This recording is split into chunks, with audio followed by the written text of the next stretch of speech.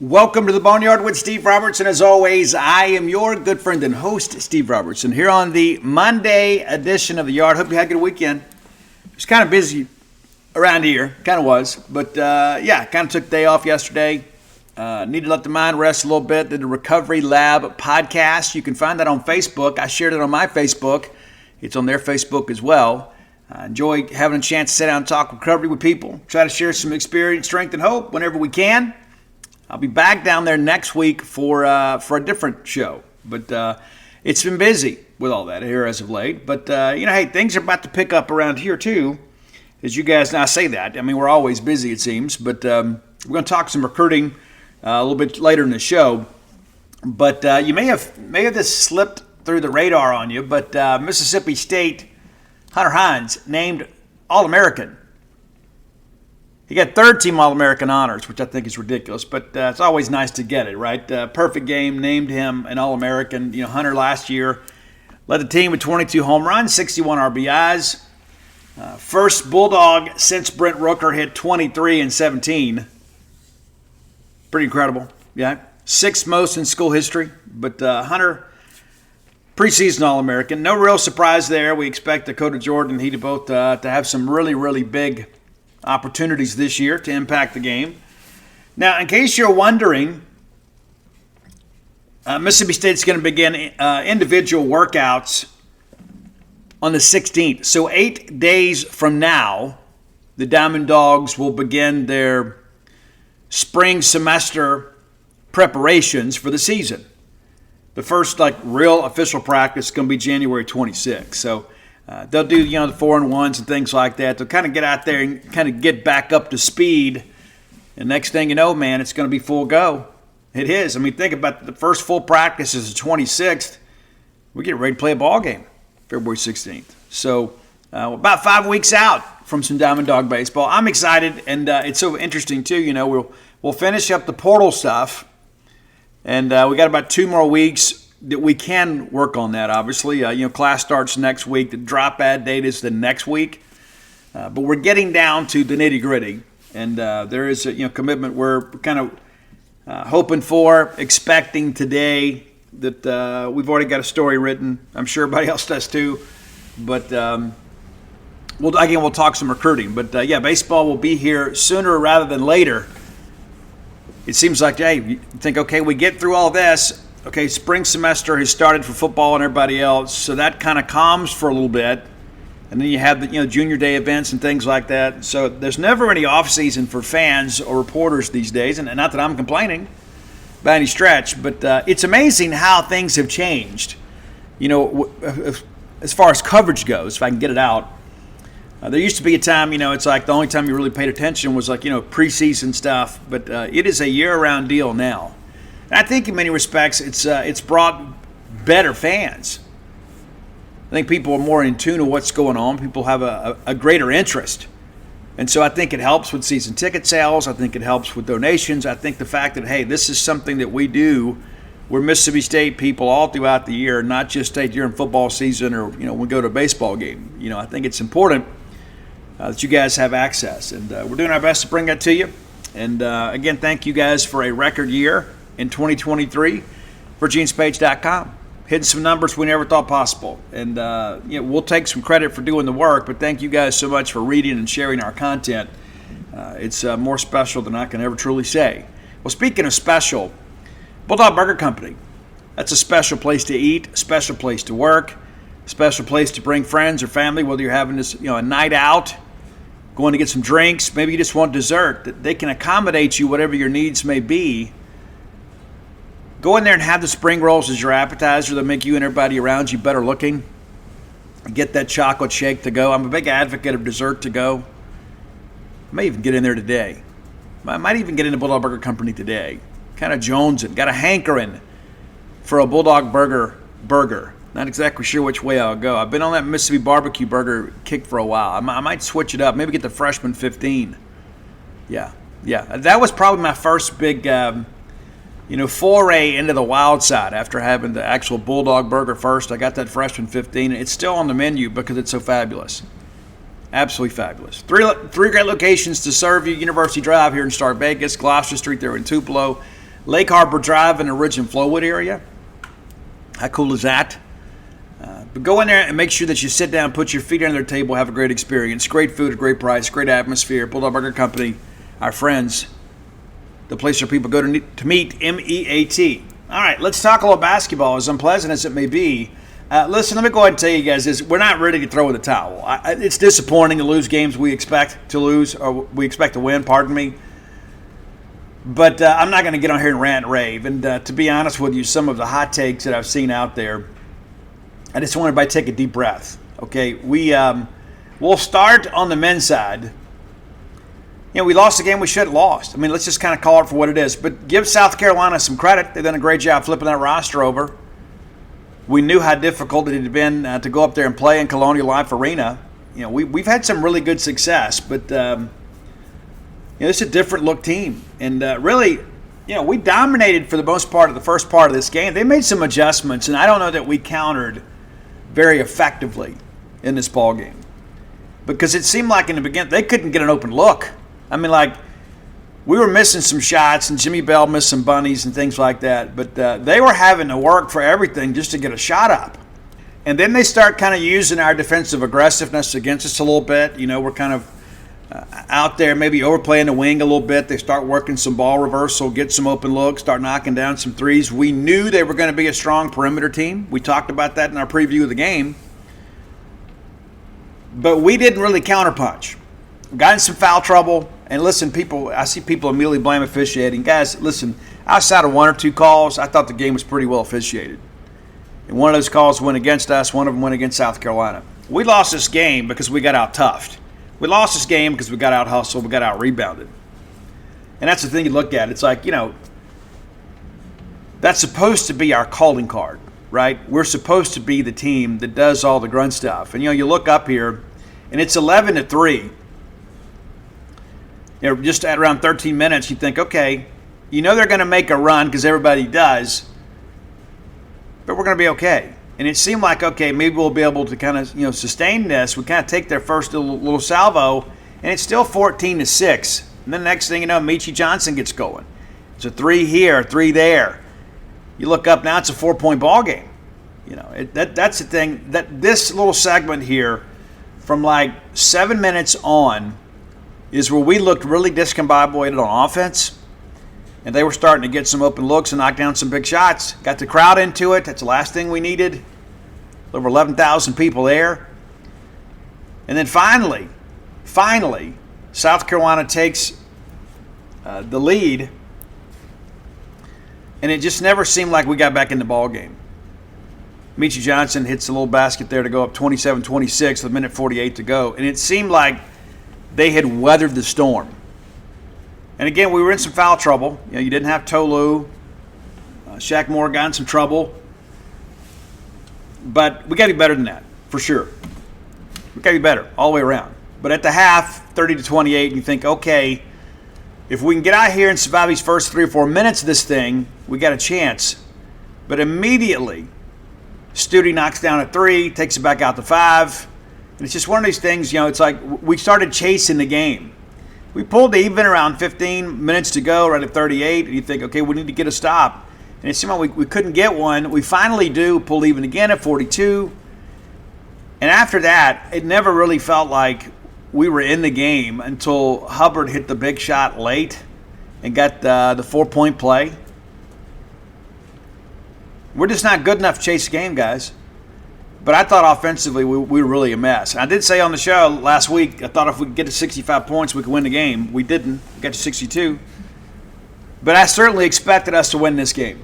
And we didn't. And with our challenging schedule, people forget. I mean, people checked out last year during the month of January and kind of came back in February as we kind of made our run against some of our contemporaries. But very challenging schedule for us to start the SEC conference, the SEC slate for sure. But Tolu with 13, Josh Hubbard with 13, Shaquille Moore with 10. But you look up and down here, I mean, just, shooting wasn't bad from the floor. We shot 48%. But we took some bad shots and we missed some bunnies at times. And that's part of the game of basketball. But the perimeter game just wasn't great. 3 of 13 And that was the thing, we knew our needs last year. We went out and tried to get some perimeter shooting. We've gotten better in some respects, but we're not where we need to be. And you remember earlier in the year, like Trey Fort played 2 minutes, didn't take a shot. Got to get that guy going. We do. I mean, you know what Josh Hubbard can do? Josh 2 of 7 from beyond the arc. The team outside of that, made 1 3-pointer, and we didn't attempt much. And one of the things that I thought was a little bit difficult to take is like when Tolu's in the game late, why are we not pounding the ball down to him? It's not like they were strong in denying it. We didn't do a good enough job. There were times we got it down to Jimmy Bell. 19 minutes of action for him, 3 of 6 from the floor. And I think that all 3 of his misses were makeable baskets. Missed 2 free throws too, 6 points. Makes me wonder maybe how's he handling the dynamic now that Tolu's back. But again, a game we shouldn't have lost. But not going to blame officiating and not going to throw in the towel. I have a lot of faith in Chris Jans. But this is a team that could really be in a hole quickly. You got Tennessee coming to Starkville Wednesday night. They'll probably win the league this year. Then you got Alabama coming on Saturday, and Alabama hadn't been great, but that's always an interesting matchup. Then we go to Kentucky. We could probably best case scenario right now is 1-3 to open the league. That's not great. You lose that game to Alabama, you're probably staring 0-4 right in the face. And the thing about our fan base right now, I'm not being critical. I'm just kind of giving you an assessment. This is a fan base that needs something to cheer about. I mean, because like you guys are like me. You understand the non-conference. It's like, yeah, it's great. You want to win these games because you certainly don't want to lose them. But you don't put a lot of stock in that double-digit win column after non-conference. Especially, we did the schedule extremely difficult. We did play some Power 5 teams, but they were kind of mid-level and lower. But this is when you separate the wheat from the tare, right? In SEC play. And so we need something to feel good about. And right now, there's not a lot to feel good about. Right now, I would say the thing we're most excited about is football. And there's still some things there. We got to get some defensive line recruiting things handled. Still need to find a DB or two.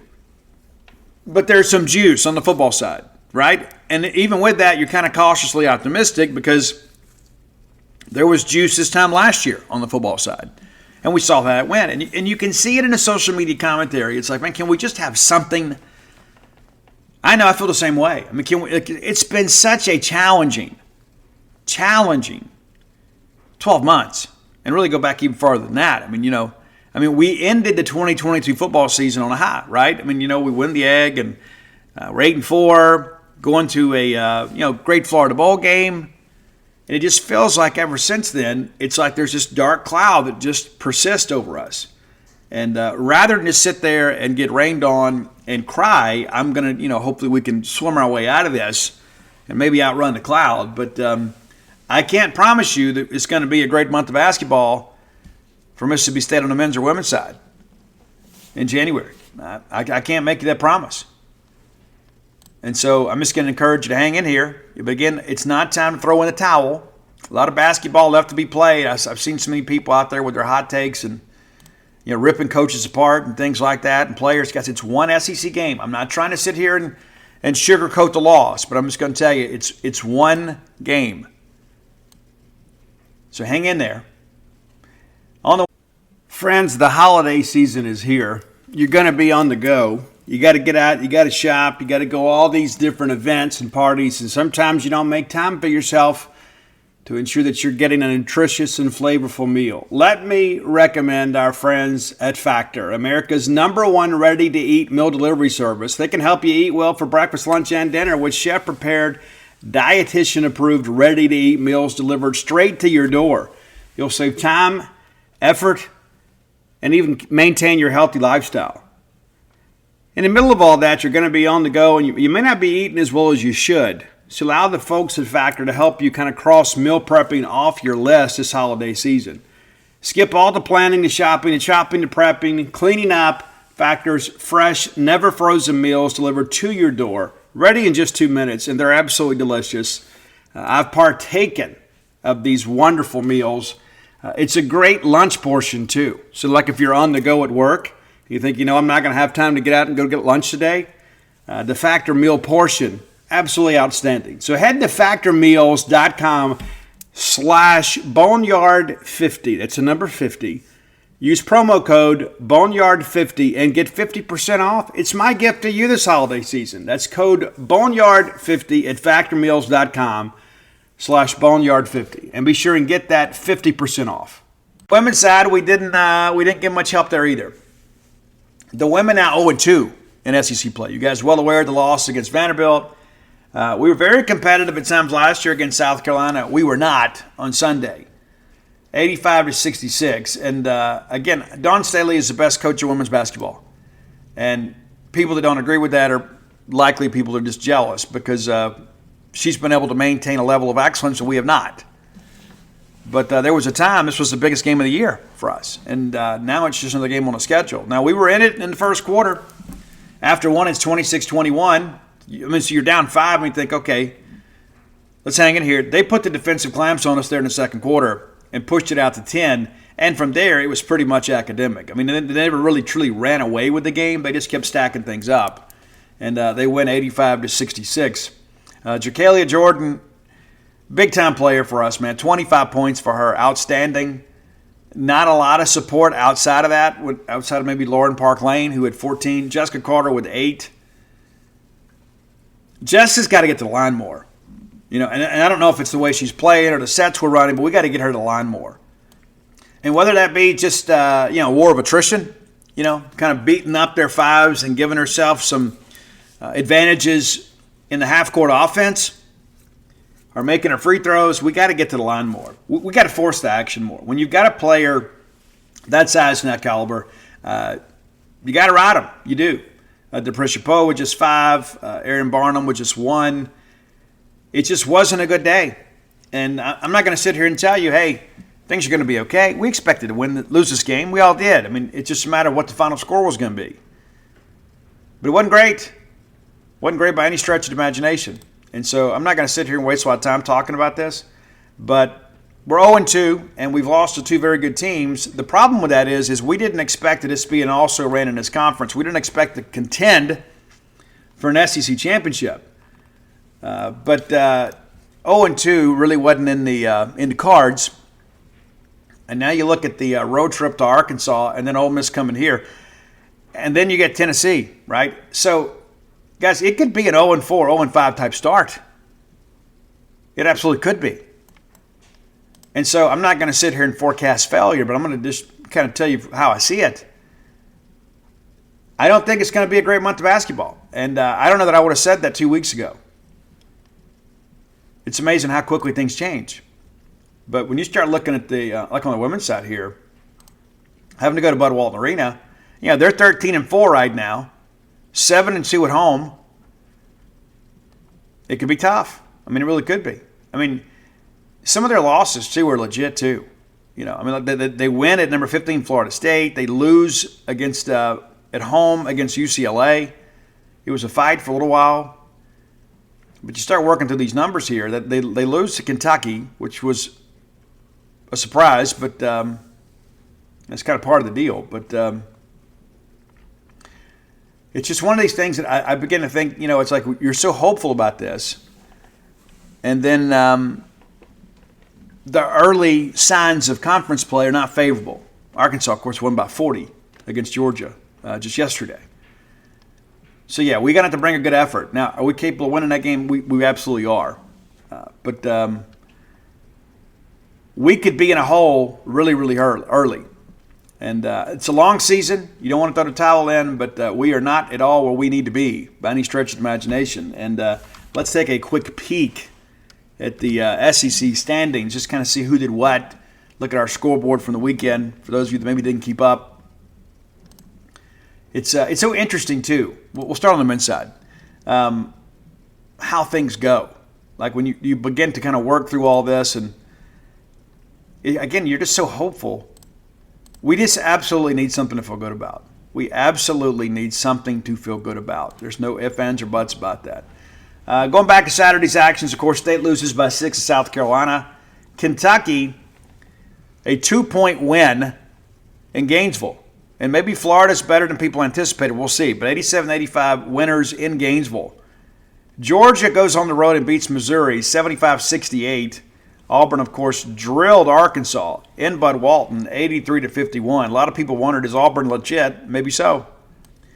Alabama goes to Vanderbilt, and narrow win there too, 78-75. But Nate Oates and the guys putting up some points there. Ole Miss goes to Knoxville and gets crushed for their first loss of the season, 90-64. A lot of people wondered why Ole Miss was rated where they were, considering their undefeated record. It's well, they hadn't played anybody. Big win for LSU as they go down to College Station. Even though College Station, Texas A&M's unranked, when you win on the road in this league, it's a big deal. It absolutely is. So that's what the weekend looked like over there. And again, it's just one game. Nobody's ever as good as their best game or as bad as their worst game. But we don't need to be getting behind our contemporaries, because I just don't think we have the firepower to win some of these games against the elite teams in our conference.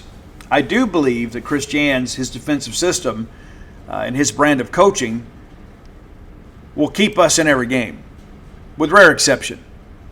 I think most of you probably see it the same way I do. But let's flip over here to the women's side. Kentucky loses to Tennessee on the road. Lady Vols win 87-69. You know the state South Carolina score. Vanderbilt advances to 2-0 in the conference. 63-57 winners over Florida. We mentioned Arkansas drilling Georgia 83-43. LSU goes into Oxford and wins that game 84-73. And again, LSU's your defending national champion. You expected a big crowd there. And Ole Miss in the ball game. They were. A&M 66-44 winners over Auburn and Johnny Harris. It's just something to watch.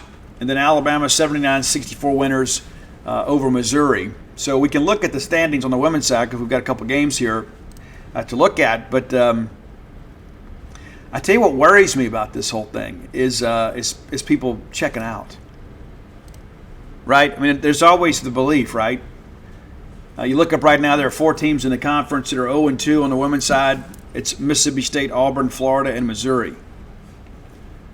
Mississippi State with the best overall record among those teams, 13-4. It's just one of those things you look at and begin to say, hey, we're already in the bottom third, and we've got some difficult games coming up. South Carolina, LSU, Vanderbilt, Tennessee, all 2-0. Texas A&M, Alabama, Arkansas, Ole Miss, Georgia, Kentucky, 1-1. But a lot of basketball left, so let's not get overly negative. Start turning on each other over difference of opinion. We all want the same things. We just kind of express it differently.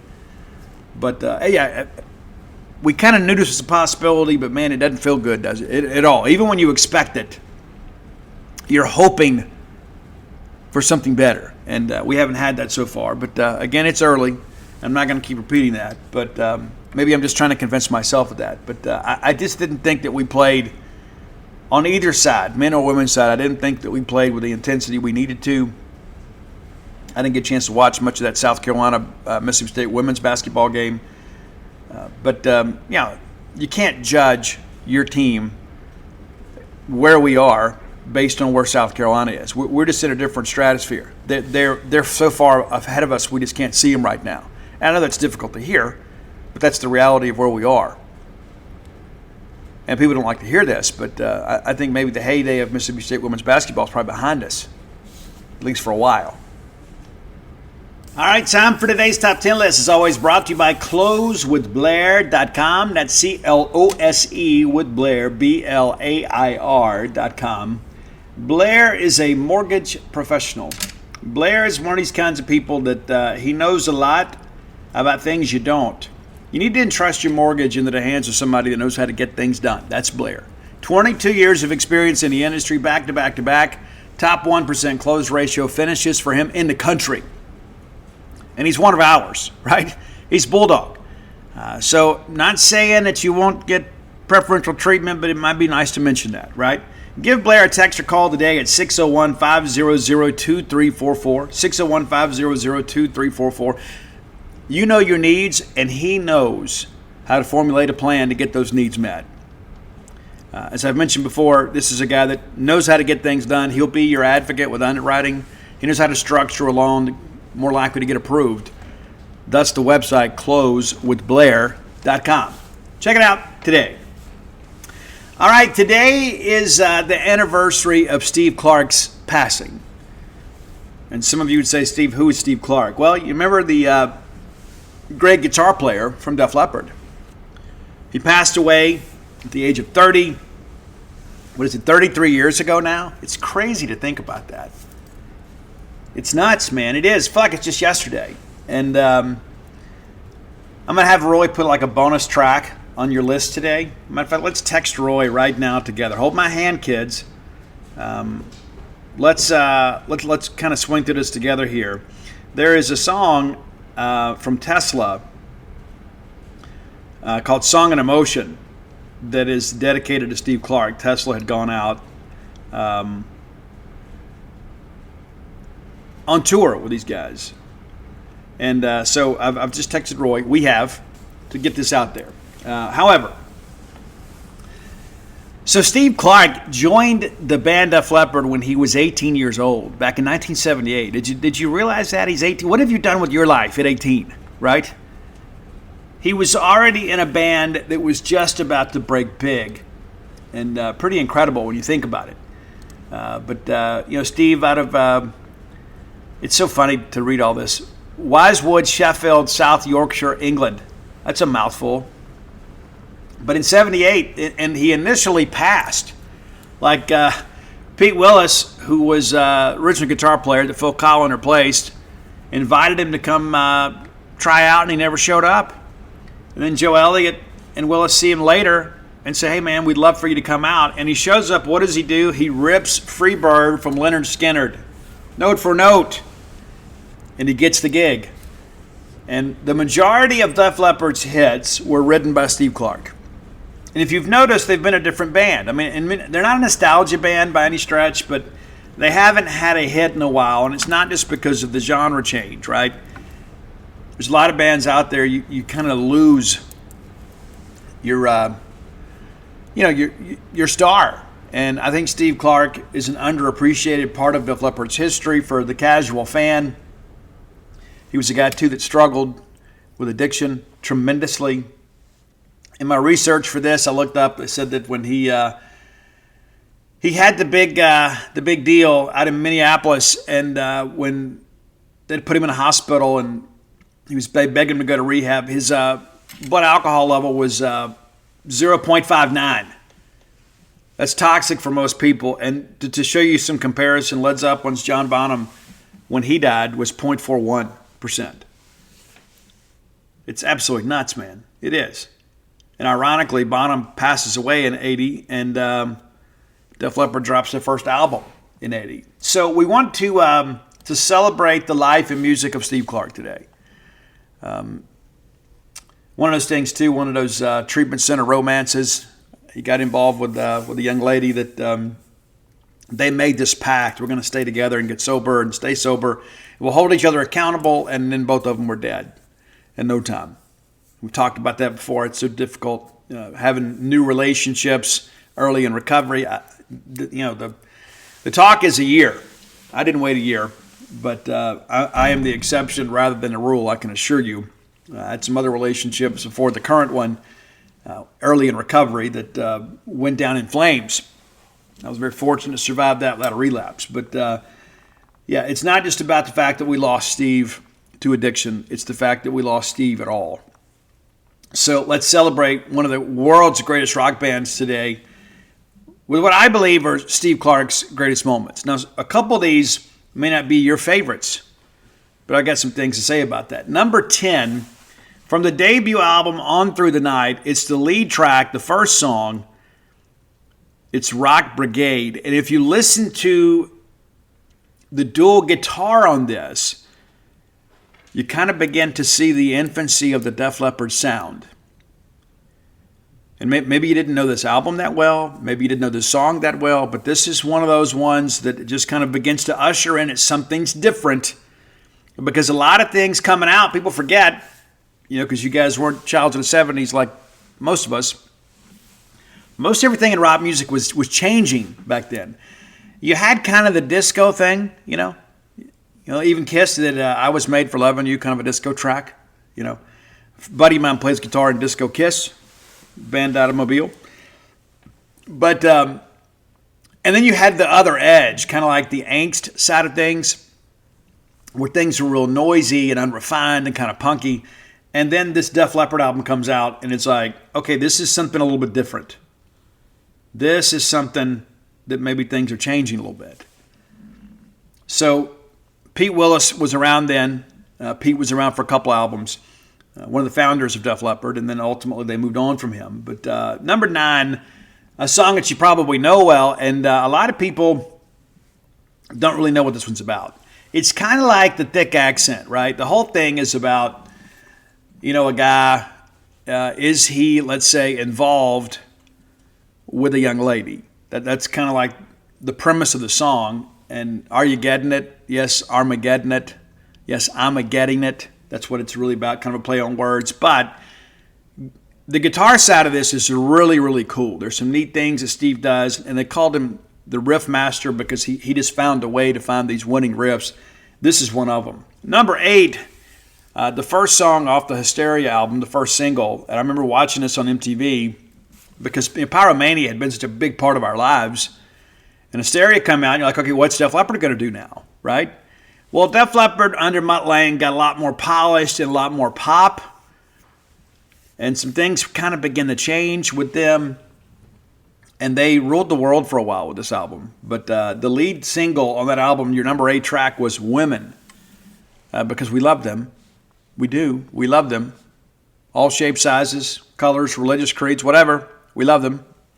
Some more than others, but we do love them all. Number 7 goes back to High and Dry here. And a lot of people, got into Def Leppard. We talk about the Gateway stuff. Maybe we'll do a Gateway list here pretty soon.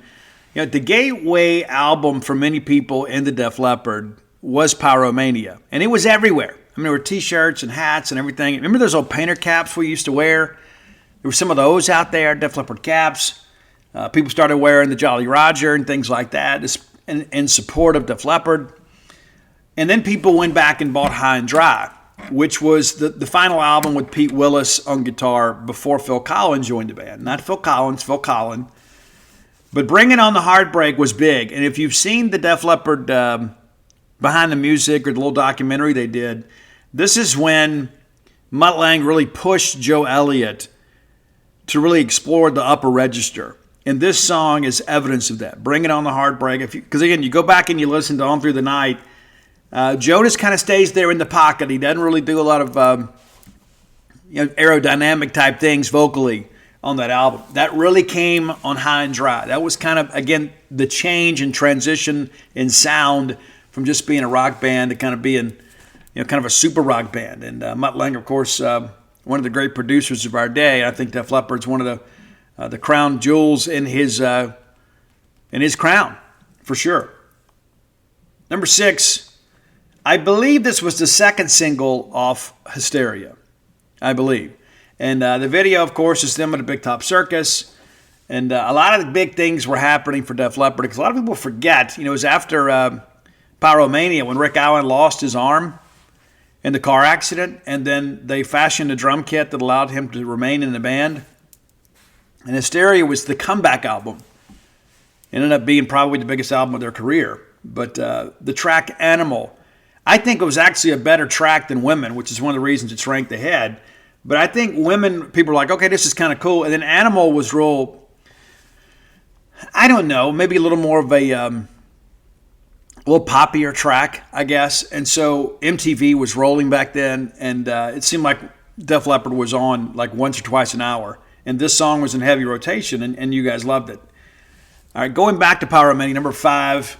And you know it's the Uden, Gleeden, Glouden, Gloden. Remember that?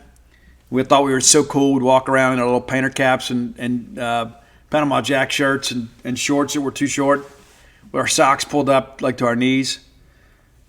It was Rock of Ages. Great, great, great rock song. It's your number 5 track today. And again, Steve Clark wrote the track. Pretty incredible. Number 4, we're going back to Pyromania. We're going to stick with Pyromania. And this wasn't a hit. This is a deep cut. I think in many respects, this is Steve Clark's shining moment with Def Leppard. Now forget the playing the Hysteria tour in the round and all that kind of stuff, and the fact that Def Leppard was on all the billboards all around the world and sold millions and millions of records. But if you're a rock fan and you don't know this song, you need to. I think Steve Clark absolutely killed it on this one. And I think it probably should have been a single. I think it would have been a hit. And the record company obviously didn't ask my permission. But it's a great, great track called Coming Under Fire. Absolutely love this. I think I've talked about this on the show before. The guitar on this is so incredibly pure. Everything about this song, you had the big 80s chorus, and Def Leppard was a big part of that. But if you just isolate the guitar on this, it's really next level type stuff. And I don't just mean technically. I mean, it's not like Eddie Van Halen or Nuno Bencourt or anything like that. But just the pocket, the groove itself, the riff, absolutely amazing. Coming Under Fire from Pyromania. Number 3, sticking with that album, it's Foolin'. And I remember when this thing began to kind of rock around a little bit. This is when the Union Jack became popular. Everybody's like, I want to go support this Def Leppard band. I might not be able to find a shirt that says Def Leppard on it somewhere at Haberdashery or something like that over in Hattiesburg. But I can probably find the Union Jack shirt. And the people did. But Foolin' was great. And it was one of those things, too, that I think really showed Americans that this new British wave of rock music was very Americanized, right? Because you go back and you listen to some of the earlier stuff, even with the Sabbath stuff, there is that thick kind of British enunciation of things. But when you heard Def Leppard, a lot of people thought they were an American band because they had an American sound. I think Foolin' was a big part of that. Number 2, you can't have a list of Def Leppard tracks. And many of you would have this number 1, and that's not one of the reasons why I don't have it number 1. And yes, at times in my life, I've been a little music snob because I was on Def Leppard before the Preps were. Because of the fact, the Pyromania album. Like, it was so great. It was so pure. And then went back and listened to High and Dry, got on through the night. And so I already had those first 3 albums. And we had plenty of time to buy them because, Rick Allen took a long time for him to recover. But when Hysteria broke, it's like it was right at the zenith of MTV's musical popularity. And we had a lot of people that were wearing Azad shirts and acid wash jeans and some polished up leather Nikes and things like that. And so in many respects, many of us thought that those guys were interlopers, right? It's like, oh yeah, so now they'll grow out a little mullet, try to act all tough. Go get some Marlboro Lights, maybe a wine cooler. I know, I sound petty. And maybe I am. But Pour Some Sugar on Me is your number 2 track. And while the song is incredibly overplayed, the reason it was when that song came out, it changed the crowd at Def Leppard shows. There were a lot of people that really liked the Pyromania album, and all of a sudden, you had a lot more women coming to shows because of Hysteria. And you had Love Bites and things like that. You had a lot of big tracks. But this is probably the quintessential Def Leppard song, especially for fans that your gateway to Def Leppard was that Hysteria album.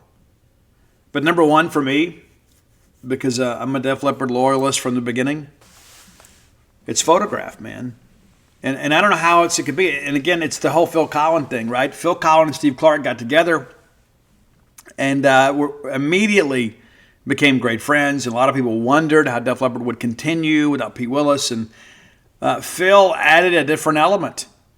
And we talked about the dual guitar stuff. And Def Leppard did that as well or better than anybody in their genre. Of course, Def Leppard still has new material coming out.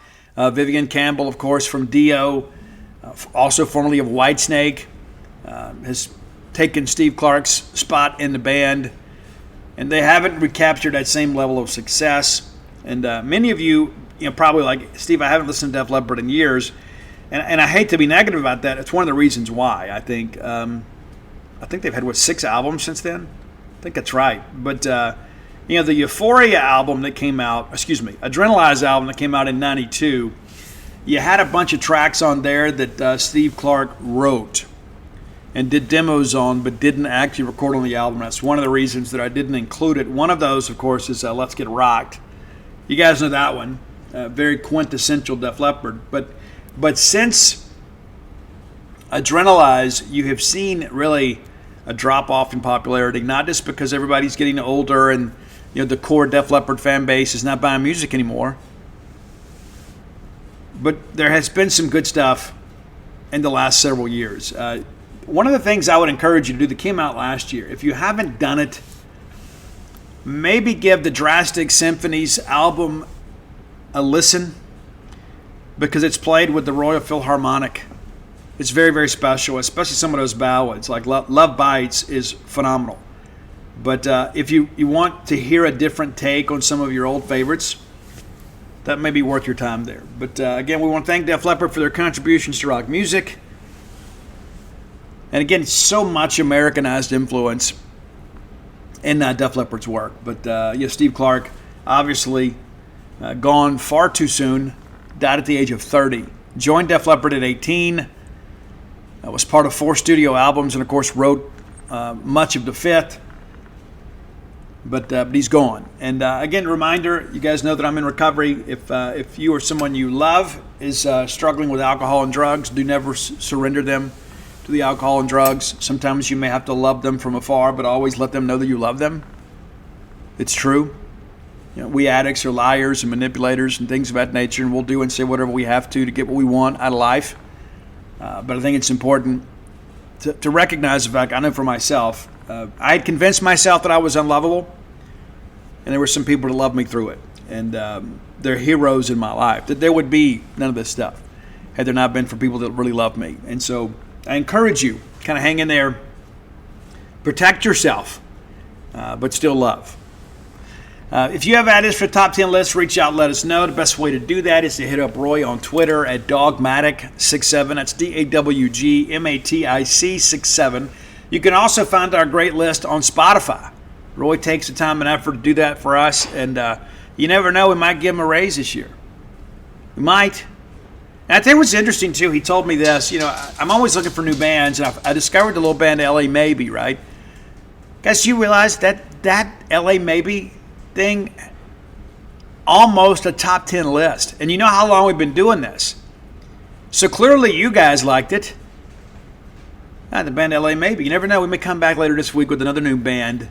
We've talked a lot about Sleep Theory and things like that. And there's some other new bands out there that I'm pretty excited about too.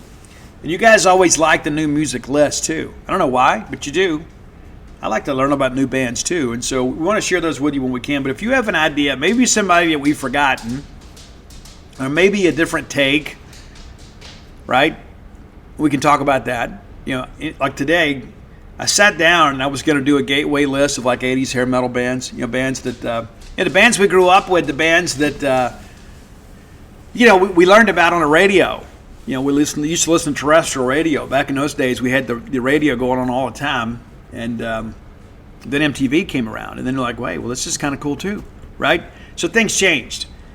So I was working on that when I remembered that it was, I ran across something on a Def Leppard thing that Steve Clark's passing, the anniversary of his passing was today. So thought it'd give us a chance again to talk a little bit about recovery, but also to celebrate some incredible music from an incredible performer who was taken far too soon from all of us. But if you're not following me on Twitter, what's wrong with you? I'm at Scout Steve R on all forms of social media. We'd love to have you along for the ride. And look forward to Wednesday's show. Hopefully we have some more good news. As we mentioned, we're hoping and expecting to get a commitment today. So we'll have full coverage at over at genespage.com as it breaks.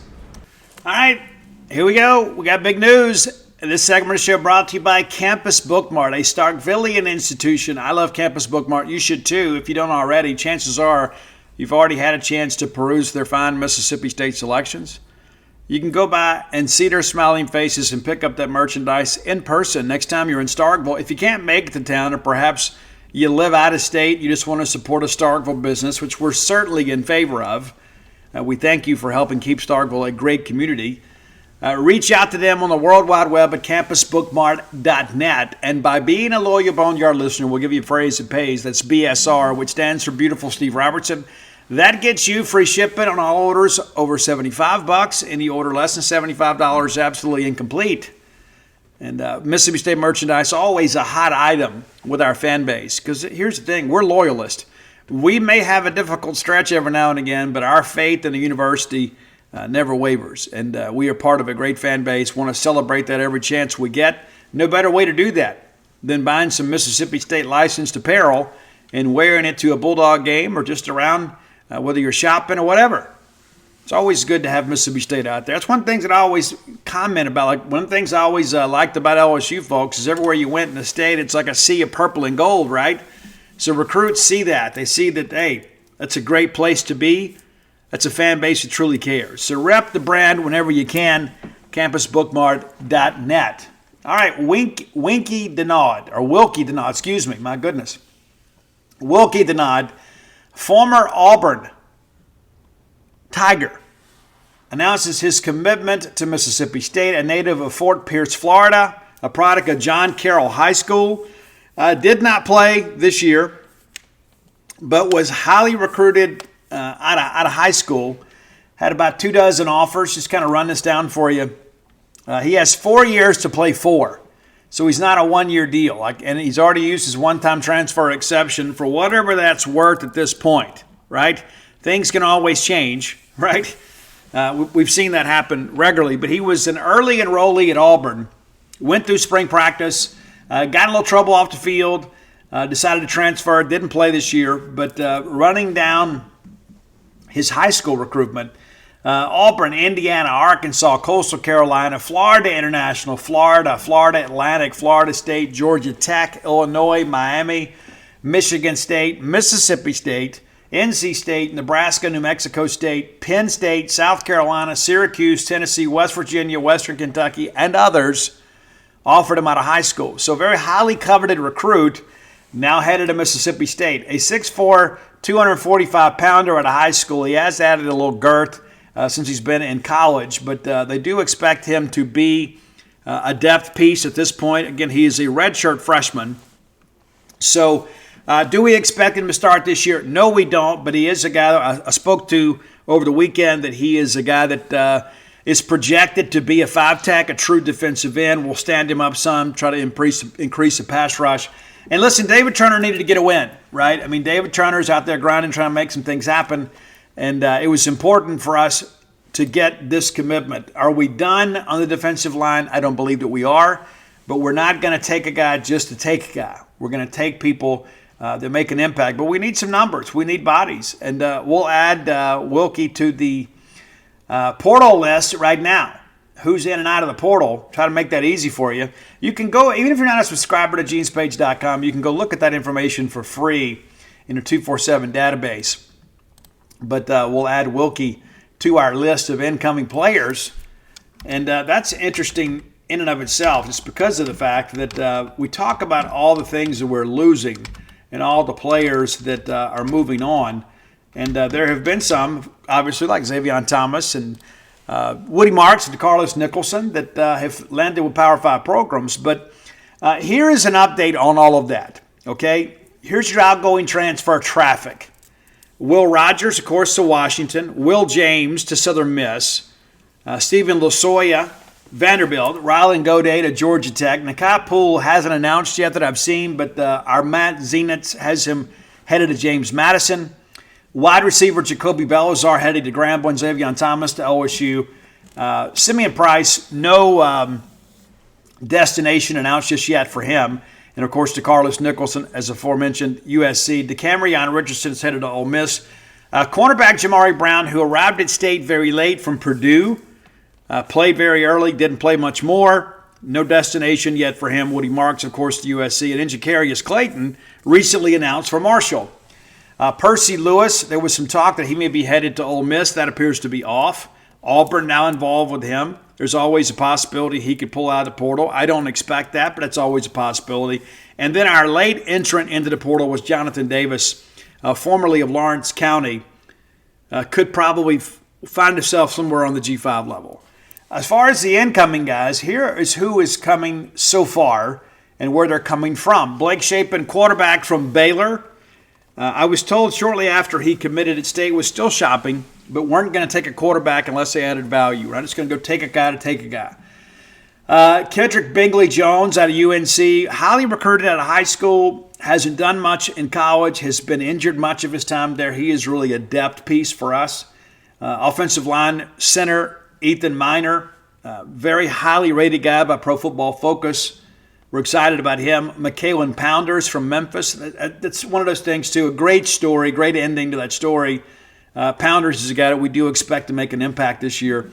Cornerback Trey Wright from Memphis didn't play much this year, but we expect him to come in and provide some competition. Justin Ball and Cam Ball. Justin by way of Vanderbilt, Cam by way of Buffalo. Kind of shoring up the tight end room. You lose tight ends, Gode and Clayton, and you pick up two more. Suleiman Paka out of Purdue, a depth piece at defensive tackle. Wide receiver Kelly Akari out of UTEP. That's a guy that we're really excited about. Think he could be a difference maker for us. Offensive lineman Martin Martinez from LSU, a guy that we expect to factor in, a part-time starter at LSU. Could be a factor at guard for us. Punter Zach Haynes to provide some competition in the specialist room. Wide receiver Kevin Coleman, a guy that we're really excited about there. That's the thing, again, you look at what Memphis has done on the high school ranks, and then in the transfer portal, he's really transformed his wide receiver room. Then late last week, linebacker Stone Blanton commits to Mississippi State, and today defensive lineman Wilkie Denaud. And so excited about kind of what is to come here, but when you start doing the math here, and that's the thing that always happens, people are like, oh, well, are we going to have a football team? Yes, we're going to have a football team. Let's take a look at the portal traffic, kind of together here. Again, that's under the recruiting tab. But 14 incoming transfers as it stands right now. I think maybe that's 15 now because we don't have Wilkie added. I just added him. There he is. Okay, yeah. 14 transfer ins, counting Wilkie Denaud. And then 16 transfer outs. And you look at, again, State's still looking here. So it's going to pretty much be a wash in many respects, and 15 of those 16 transfer outs are scholarship guys. And so that's what happens when the portal opens is people start going in and people freak out. And again, when you look here, are we upgrading our talent? That's the real question you ask yourself, right? Looking at the guys that left, Jonathan Davis, of course, was a guy that was kind of a late bloomer at Lawrence County. We had high hopes for him. Didn't really have a good freshman year. Never saw the field. And you think with all the injuries we had up front, some of those younger guys could have had an opportunity to step up and maybe play earlier in their career. He did not do so. Percy Lewis, a part-time starter at State, some discussion about is he a guard, is he a tackle? He elects to enter the portal. Jacarius Clayton was the guy that wanted to play defensive tackle. I never thought that's where he fit. I didn't think he was quick twitch enough. I had some people that disagreed with me. He committed to Ole Miss and then flipped back to Mississippi State. And then once we changed the offense and had opportunities for tight ends, Jacarius did his best to try to fill a team need. But I do think he's probably an offensive lineman. That's what I think. And maybe I'm wrong, but that's how I feel. Jamari Brown, of course, was this a depth piece that came in for us. And you don't really lose much production-wise there. Just another name on the roster, all due respect to him. And that's what happens when you enroll late, right? And then DeCamerion, arguably our best returning defensive player, has left us for our rival. That's a significant loss no matter how you slice it. DeCam, we got it, we do think has NFL ability. Didn't have a great year this year, but down the stretch, I thought he played really, really well. And so I'm not going to sit here and have sour grapes or whatever and act like that it's no big deal. It is a big deal.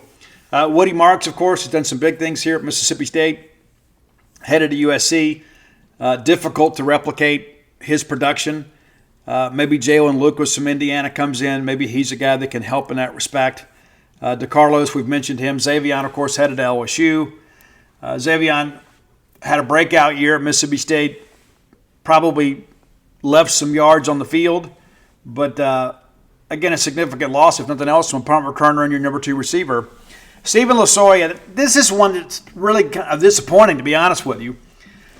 Losoya, not a star by any stretch of the imagination, but he was a guy that was certainly a very solid player for us. Who transferred into state from Middle Tennessee. This is now his third stop as a grad transfer, headed to Vanderbilt. And again, he's going home, but that would have been nice to keep him. Rylan Godet did not really make a contribution. We hoped that he would. Not being negative about it, but the reality of it is we needed a guy to come in and do some very good things for us. And he was just an adequate player at times, at best. Will Rogers, of course, that's well documented. Difficult. It's going to be difficult to replace that in some respects. Will James, a guy that we added late in the in the recruiting cycle last year. Not really sure what to expect from him, but he was a bit of a reach, we thought, but we thought he could be a developmental piece. Now he's headed to Southern Miss. Nakai Poole has now announced for James Madison. So wish him the best. He was a guy, too, I didn't think his offer sheet matched his film, and I think his ranking kind of reflects that. A lot of people thought, all these offers, he should be a 4-star. I didn't see a 4-star player on film. And there's Jacoby Belazar, a guy that came in from Southwest Community College. We thought he could come in and be an interesting piece. Only played in a couple games. Wish him the best. Simeon Price, a guy that was probably underutilized, to be quite honest with you. And we talked about that on this show before. He pulls off a 10, 15-yard run, then you never see him again. Corey Ellington goes in the portal and then comes back out. And so that's kind of where things stand right now. And so we'll see. We'll see what's next, for this group. But a few more things out there. We're starting to get to a point where we can start to breathe a little bit. Down to just a handful of spots, things are really filling up. And that's not to be not some big surprise because of the fact that we've got school starting next week. So a lot of these guys got to make a call. Now, we talked with Nakai Webb-Walker. He's going to plan to announce probably on Wednesday. I'm not sure how hard State is pushing for him right now. We'll see how things progress. State's working through the numbers right now, as you guys know, and we're right there. We're really close, but we do expect some guys to leave, post-spring one way or another.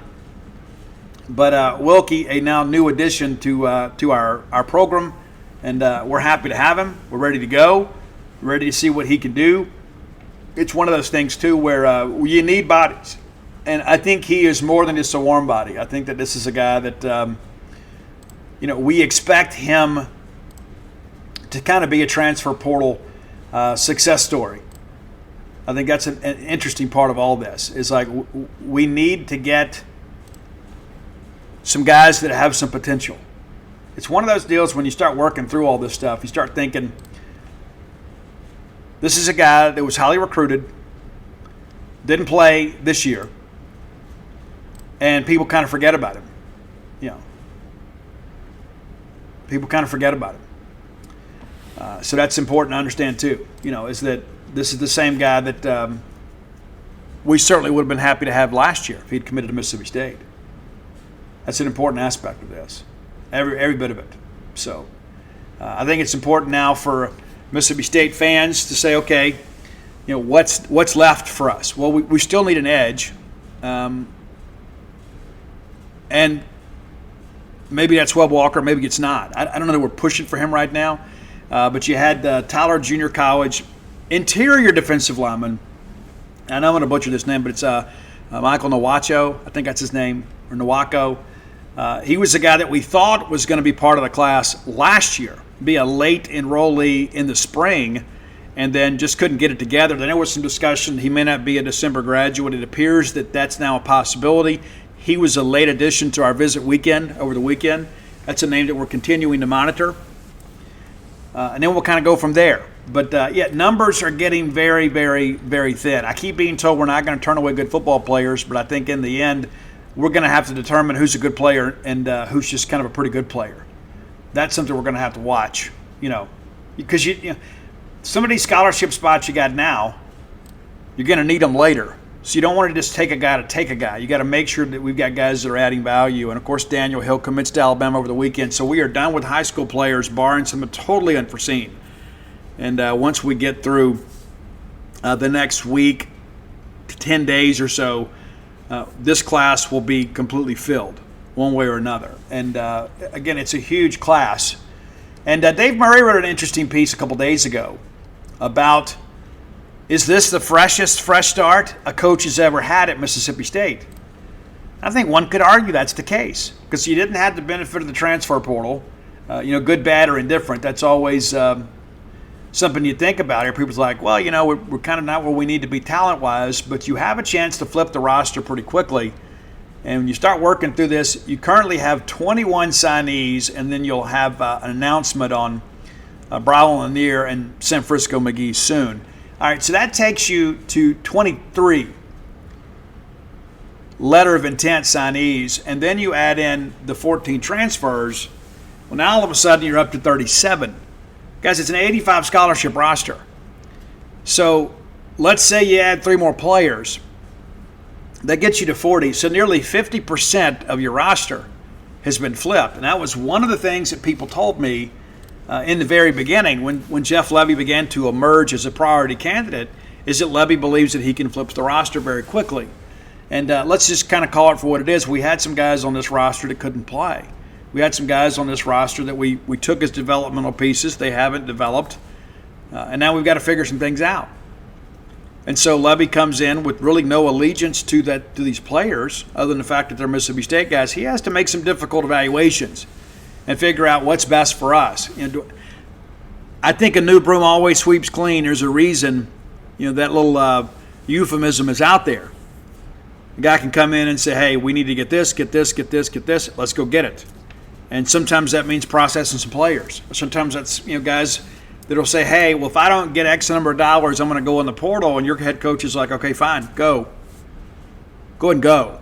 Because we can find that same value in the portal. That's an aspect of it, too. I think, for me, I would never allow a player to hold me hostage. That's how you lose the locker room. That's how you lose the balance in the coach-player relationship. There has to be a system of hierarchy, and I like the way Jeff Lebby's done things so far. I mean, I've heard things, talked to a lot of people, and they're like, what, Jeff's like, what?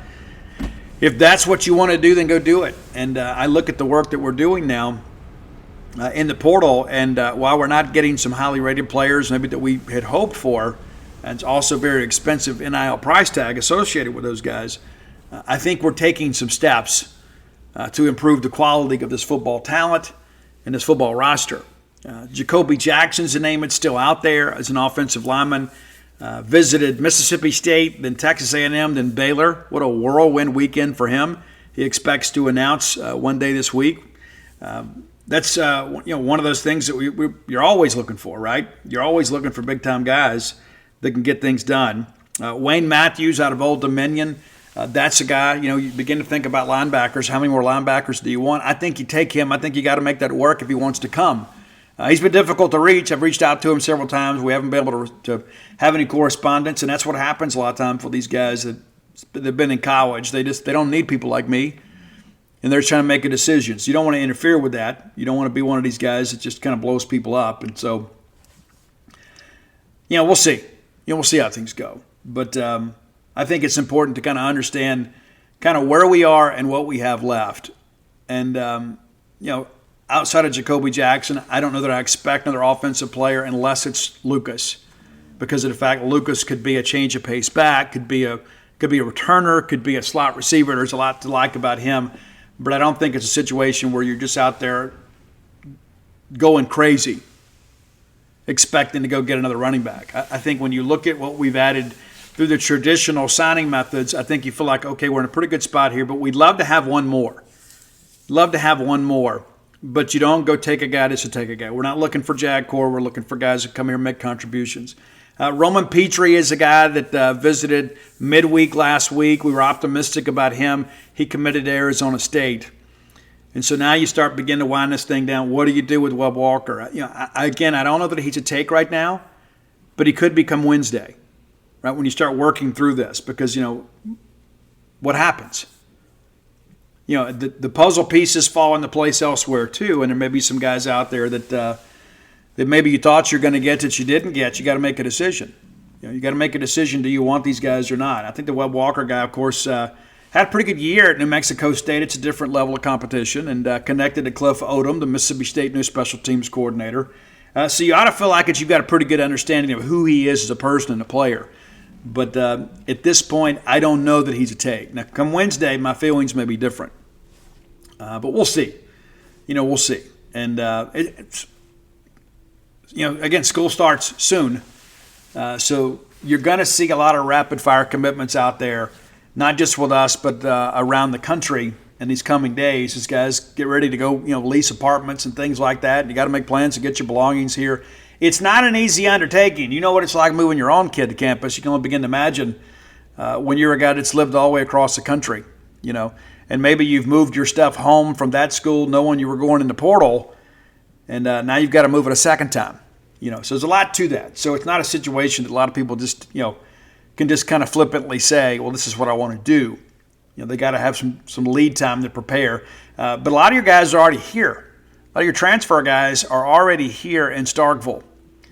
They've already, signed leases and got hooked up with their apartments, and they're here. They're working out together. They're spending some time together. And I think those are the things that pay a lot of dividends down the road for us. It's when those guys have a chance to kind of be together and figure things out. All right, final segment of the show brought to you by the Stark Vegas Clubhouse. Just Google Stark Vegas Clubhouse. It's that simple. Google is your friend.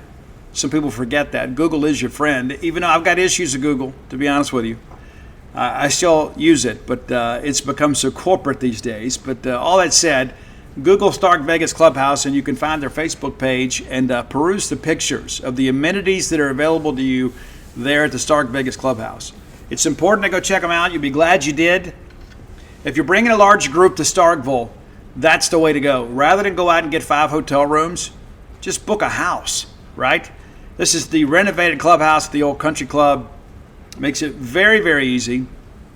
You can go buy some groceries and you can cook, or you can bring food in rather than having to go and just go to a restaurant, even though it's always great. It's nice to be able to kind of stock a fridge, right? Get some snacks, some drinks, not have to worry with constantly having to go down to some vending machine and overpay for stuff, or hang out in a hotel lobby and have people kind of interloping on your conversation. You can have some privacy, but have some togetherness together.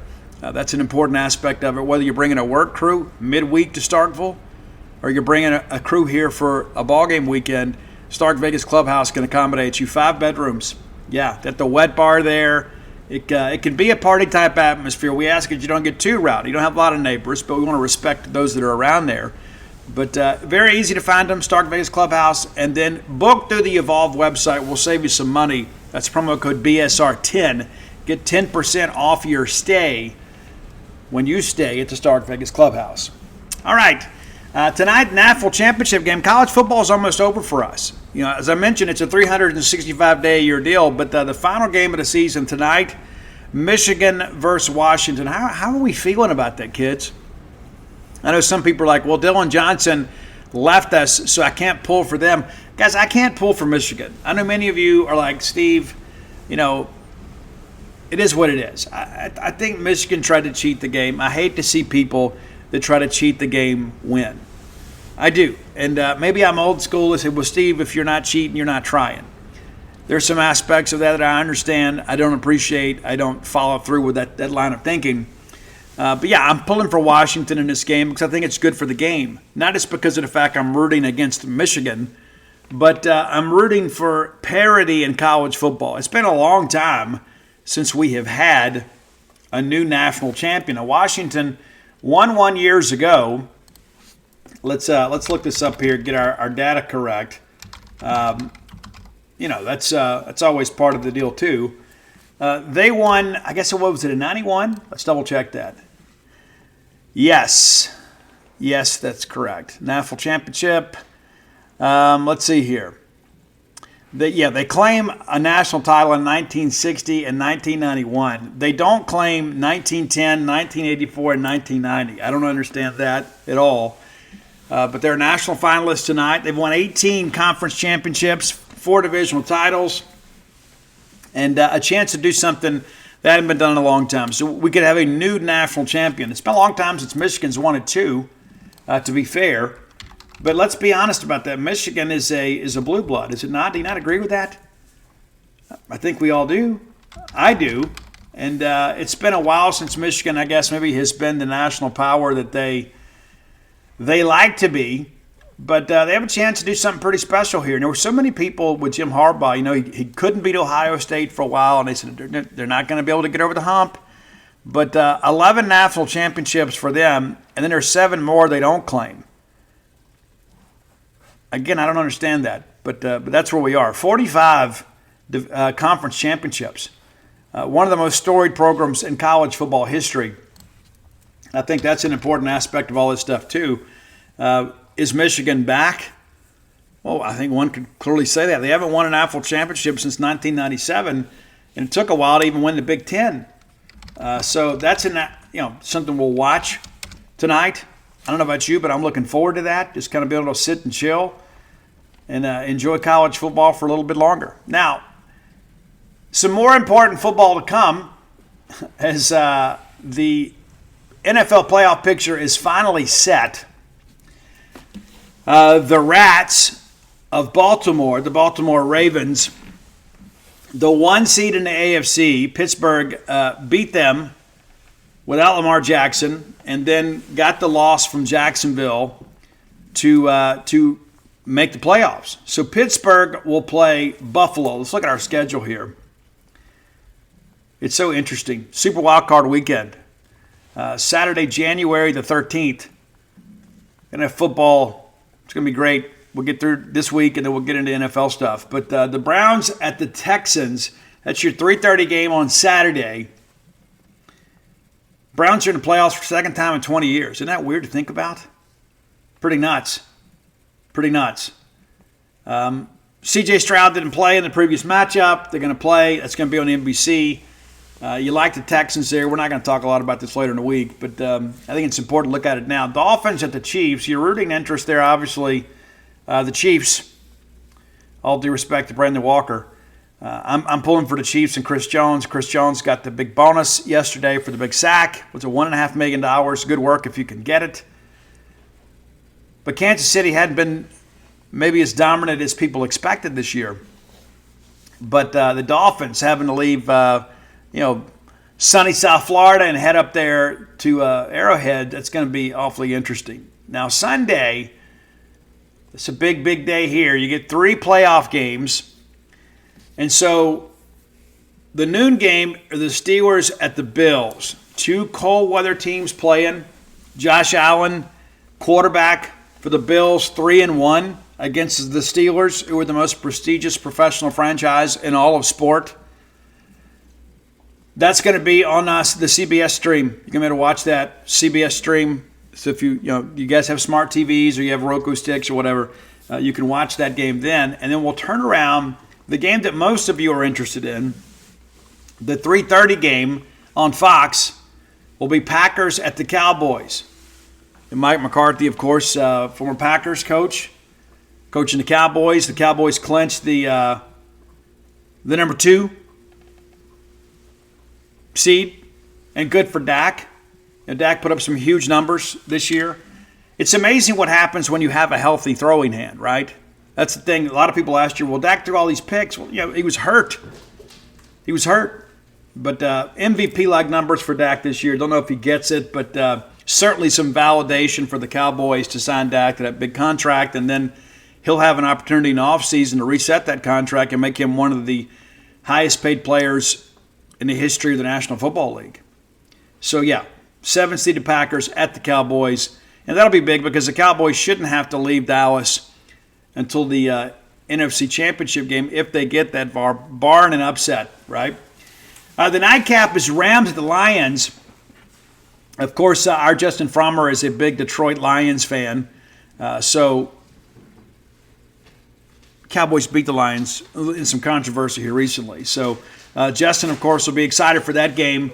I don't even know if I'll watch that game, to be honest with you. I don't know. Monday night game, Eagles at Bucks. That'll be fun. A week from tonight, Eagles and Buccaneers. Of course, you've got a rooting interest with the Philadelphia Eagles. Got some Bulldogs over there. The Buccaneers, interesting team, shall we say. But the Eagles were 10-1 at one point, have not played well down the stretch. Got hammered pretty good yesterday. they're going to have to turn it around. And it's so interesting. Not too long ago, people were forecasting the Eagles to potentially be the 1 seed, at worst the 2 seed. They end up the 5 seed when it's all said and done. So that's all kind of interesting. And so the Niners and Baltimore Ravens will be off. And the way this whole thing works, the Niners will play the worst remaining seed next week, and same thing for the Ravens. So we could have, Pittsburgh, obviously, a team that's very fortunate to be in the playoffs. I love them, but Mike Tomlin gets on my nerves. We never seem we can't have a quarterback. Got to find us a quarterback somewhere. But if the Steelers win that game against the Bills, which is going to be a tall order, they would travel to the Ravens the next week and take on Lamar Jackson. So interesting, and I hope you guys have kept up with this. It's a fun time of year because every game matters now, right? It's all on the line. So it should be a fun week of football entertainment for us. Of course, you've got some basketball games to keep up with as well. But we're going to get into the slow season here pretty soon. So let's enjoy football while we have it, because it'll be gone before we know it. And I don't know where we're going to be for a Super Bowl party. We'll figure all that stuff out. Maybe it's your place. I don't know how you do the chicken wings though. I need to know what the food situation looks like before I make plans to be with you. You just never know where I may pop up. All right, let's take a little time here. If you hadn't done so, go to whenthebottomfalls.com. You get the new book, When the Bottom Falls, and all my sports titles are there as well. When the Bottom Falls doing exceptionally well. Did a podcast yesterday with the Recovery Lab podcast folks down in Jackson. I guess in Madison. It was great, though. And had a chance to meet with Drew and Daniel. You can find that. It's on their Facebook page. I've also shared it on my Facebook page, whether we're friends or not. It's open. You can go see it. Shared a snippet on Twitter earlier. It's always important to carry the message, right? And that's a thing, too, that I've learned about all this stuff. It's like they always say you can't keep it if you don't give it away. And so I give it away freely because I want to keep it. But also, I do all this so that others may live. It's because we have romanticized so much of this stuff, right? It's like, well, we can't even call it, drug addiction anymore, right? Because we want to make it easier to digest, right? The only difference between the soccer mom at the country club and like the prostitute on the streets in many respects is where they get their drugs. And that's the way you have to look at it. It's like we look at it and say, well, I'm not that person. I'm not down there on Skid Row. I'm not, shoplifting batteries and selling them back for a refund at Walmart yet. It's one of the blessings that I've had in life is I didn't have money. It's true. I didn't have money. I had access to drugs and alcohol, but if I'd had money, I had access to a whole lot more exotic stuff, and probably would have been the end of your good friend and host. And so I just share that with you. It's important to kind of keep up with that kind of stuff. Every family out there, in some respects, is impacted by addiction. Everybody. And whether you want to admit it or not. And I'm from South Mississippi, where we just didn't talk about unpleasant things, right? I mean, that's just what we do, We'll get out there and fight and fist fight and that kind of stuff and raise hell, but we don't really want to talk about things like that. We don't want to talk about things that may be embarrassing for our family. I think it's important that we remove the stigma about that sort of thing. But let's not end on a sour note. Let's be excited about what is to come for Mississippi State. I'm a kind of person, too. It's like, sports are supposed to be fun, and sometimes you don't get the return on your investment, right? Listen, I want to give a shout-out to Charlie Winfield, guys. I really do. And with the Bulldog Initiative, I'm not going to sit here and just, and beg for money. That's not what I'm going to do. But Charlie Winfield is an amazing Bulldog. I tell people all the time whenever he dies, he'll get the escalator rather than having to take the steps into heaven. But this guy has done an incredible amount of work for Mississippi State. And listen, let's just kind of call it for what it is. We had a couple of NIL programs that right out of the gate we thought we had a pretty good handle on, and those proved to be unsuccessful. And so we were playing from behind. And we're still behind in some respects, but we have made up a tremendous amount of ground. And I give a lot of people connected to the university, for partnering, with the Bulldog Initiative. That wasn't something that was always available, but we have now some opportunities, of course, to promote the Bulldog Initiative. But guys, I just can't say enough about Charlie. And listen, if you're so inclined, when you see these posts out there on message boards or on social media, let's maybe like give Charlie a thumbs up, right? I think there needs to be like a Charlie Winfield appreciation thread on Twitter and message boards and things like that, just because, guys, he took this on for all of us because of his love for Mississippi State. Obviously, he has to make some amount of money in this because of NCAA legislation, but where I understand he's taking the minimum possible.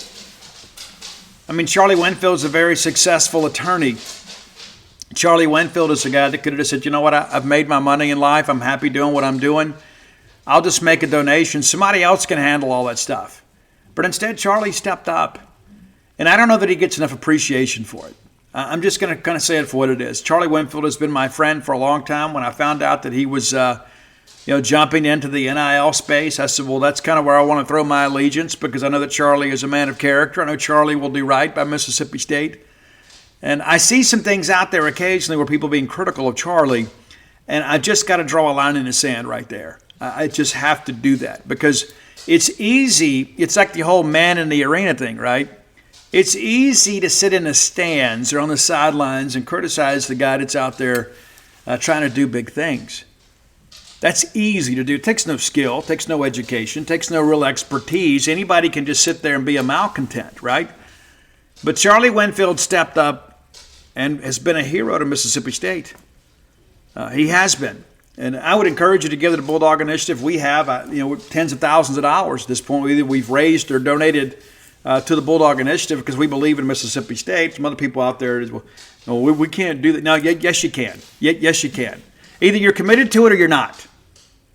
Right? And I'm not trying to make fans feel guilty, but there's a lot of people out there that have the ability to give that don't. A lot of people in our industry, a lot of people in business that have the ability to give and they don't. And rather than just say, I don't have any money, they want to hide behind something else.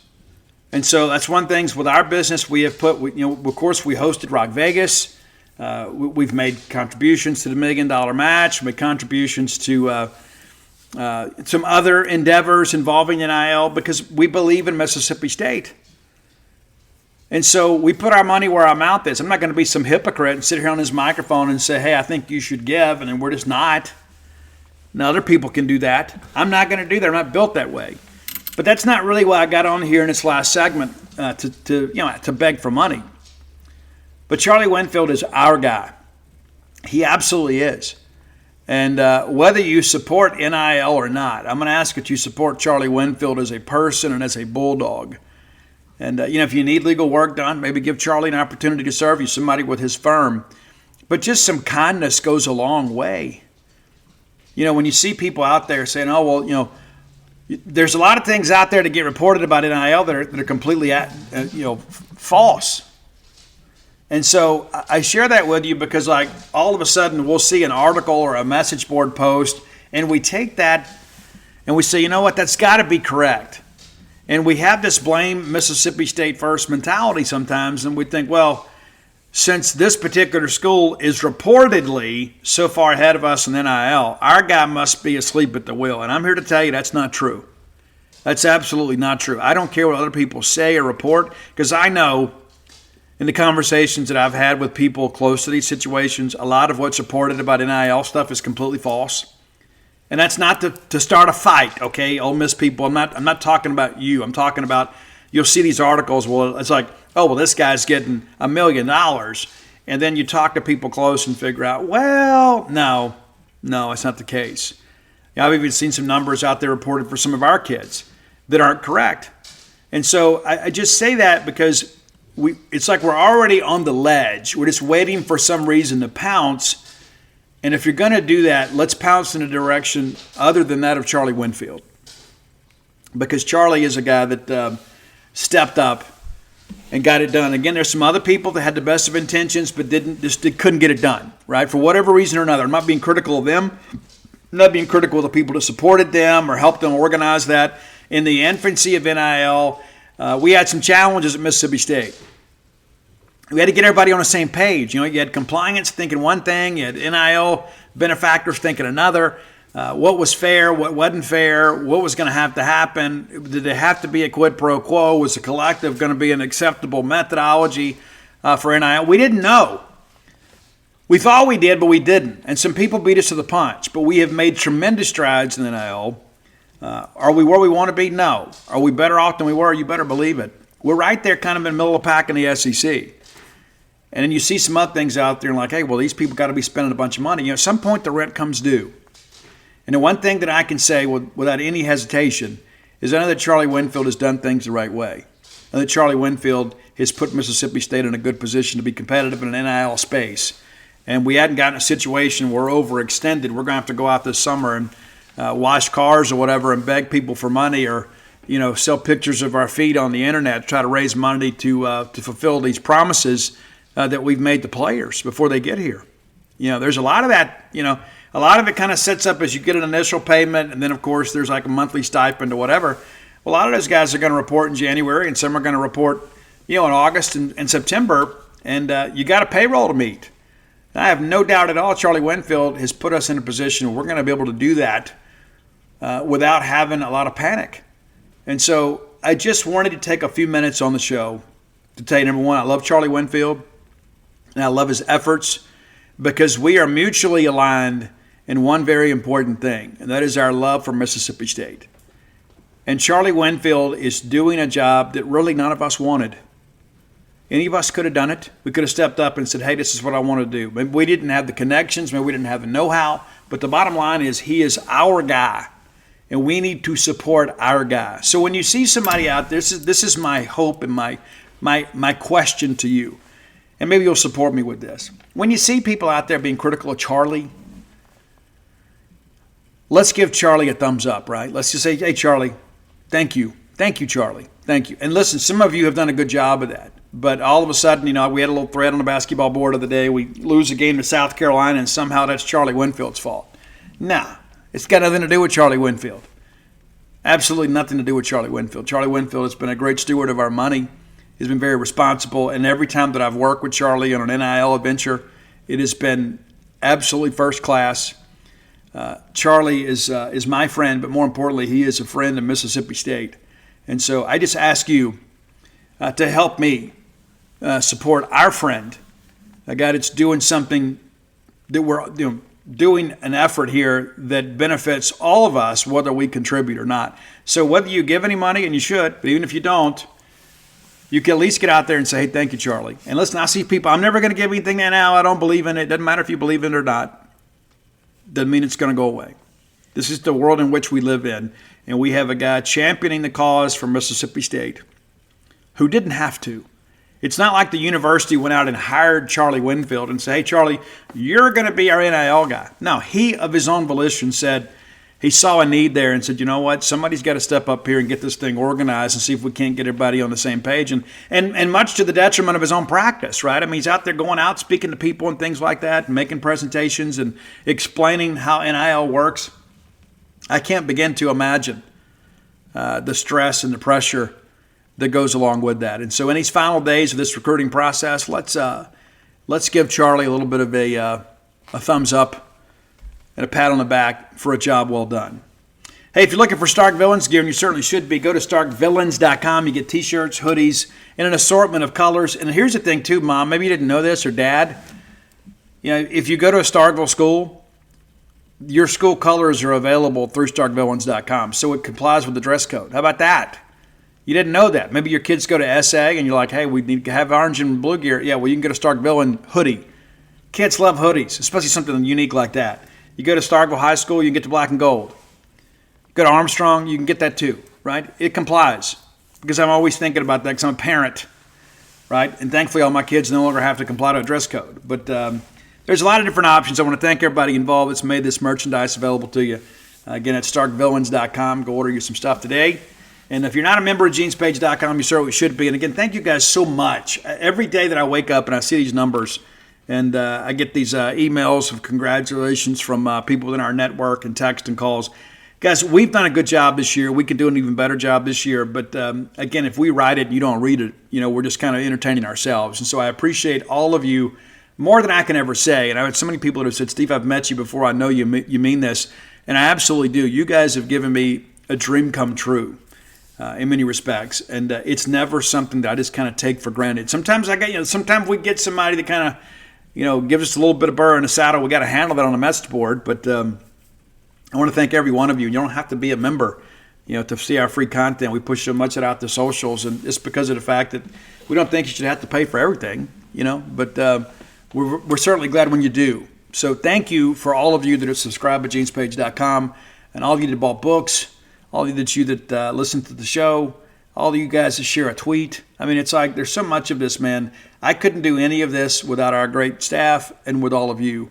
And so thank you from the bottom of my heart for all the things that you have done to support my endeavors. And looking forward to get going here in a couple of weeks, man. We'll start writing the Duty Noble book. We've already kind of fleshed out, some cover concepts. I've put a couple things out there. But I've learned some interesting things. I really have, and I can't wait to share them with you. And I feel it's really my honor and privilege to be able to write this book, and look forward to you guys having it on your bookshelf later this year. But until next time, let's all live our lives in a way we make more friends than enemies, and people can see a difference in the way we live.